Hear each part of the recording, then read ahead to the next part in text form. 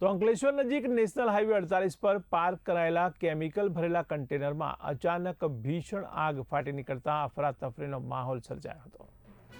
ત્યારે હાઈવેની બાજુમાં આવેલી હોટલ પાસે ઉભેલા કન્ટેનરમાં આગ લાગતા લોકોમાં પણ ભય ફેલાયો હતો। ત્યારે આગ ઝડપથી ફેલાતા આસપાસના વાહન ચાલકો અને સ્થાનિકોમાં પણ દહેશત ફેલાઈ ગઈ હતી।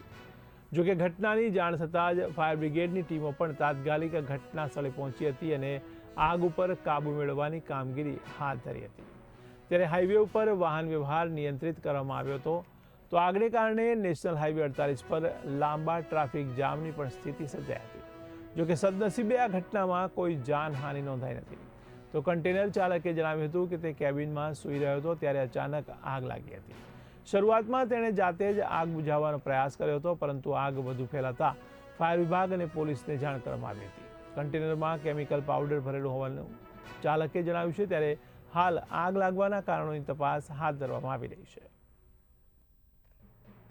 मैं गाड़ी में लेटा था, गाड़ी खड़ी करके, और पीछे से आग लग गया। कोई पब्लिक आया, दरवाजा पीटा, मैं उठा देखा तो आग लगी थी। मैं बाल्टी लेके दौड़ा और बाल्टी से नहीं पीटा आग और बढ़ता गया।